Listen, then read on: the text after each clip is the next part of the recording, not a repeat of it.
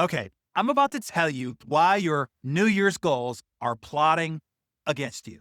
Like serial killers living in your own home.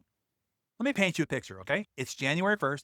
You're sitting at your kitchen table, pen in hand, heart full of hope. You start writing your beautiful list of dreams. Lose 30 pounds, read 50 books, learn guitar, start meditating, launch a side business, get up at 5 a.m., eat clean, exercise daily, whatever it is. You look at your list. Oh, how wonderful. You admire your list. 10 gorgeous goals, 10 paths to transformation, 10 tickets to a better life. Or so you think. But, dun dun dun dun, what you don't realize is you just invited 10 assassins to live in your brain. And they're about to murder each other. Here's what happens inside your head starting January 2nd. Goal number 1 whispers, hit the gym. It's 6 a.m. Goal number 2 interrupts, wait, you should read first. Knowledge is power. Goal 3 butts in, actually, you should meditate. Center yourself first. Goal 4 screams, no, work on the business plan. That's your future. By 7 a.m., you've done nothing. Your brain is a war zone. Your willpower is bleeding out. This isn't motivation. This is cognitive genocide. Scientists call it goal competition. I call it goal homicide because that's what happens when you set multiple goals. They don't support each other. They don't cheer each other on. They don't work as a team. They fight to the death for your attention, for your energy, for your focus. And while they're fighting, you're losing. Research proves this. They gave people multiple goals with specific action plans. If it's 2:30, eat a healthy snack. If it's 6 p.m., then exercise. If it's bedtime, then read. The more goals they had, the more they failed. Not because the goals were bad, not because the people were weak, because the goals were cannibalizing each other. Your brain has a finite amount of decision-making juice. Every choice drains the battery. Every goal demands attention. When you have 10 goals, each one gets 10% of your power. When you have one goal, it gets 100%. Which do you think has a higher chance of surviving? Let me tell you about one of the most successful people I ever met. A billionaire entrepreneur, he had built multiple companies that changed entire industries.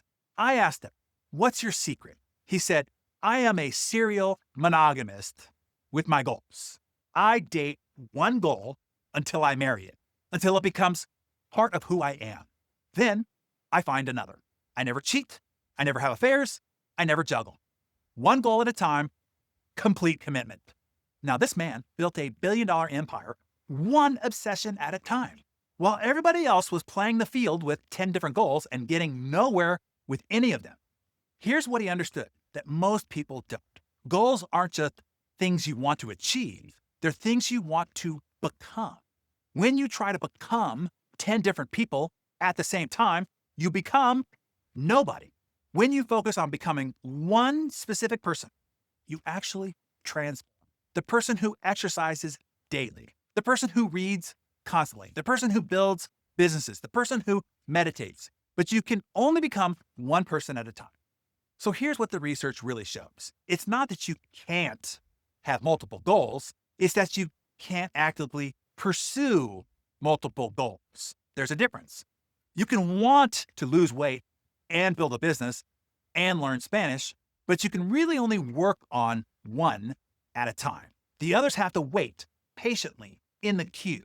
Like customers at a really good restaurant. They know the wait is worth it because when it's their turn, they'll get your full attention. Most people try to serve 10 customers at the same time, and they all leave unsatisfied. Smart people serve one customer perfectly, then move on to the next. All customers eventually get served. All goals eventually get achieved, but only if you stop trying to do everything at once. So here's my challenge to you. Look at your list of New Year's goals. Pick the one that matters the most, that scares you the most, that will make the biggest impact in the end. The one that, if you achieved it, would change everything. Cross out all the others. Don't throw them away. Just put them in the waiting room for the next 90 days. You have one job, one obsession, one relationship. Date that goal.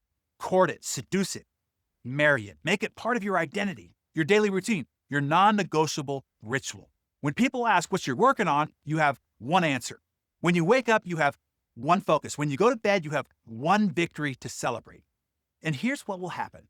that single goal will stop being something you're trying to do. It will become something you are. And once that happens, once you've proven to yourself that you can transform, you'll be ready for goal number 2. But not before.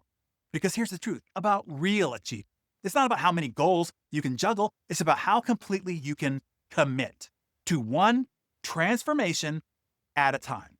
So stop being a goal setter and start being a goal achiever. There's a big difference. Your future self will thank you. So take out your Darren Daily Journal and tell us in the comments below what your one goal for the year ahead will be.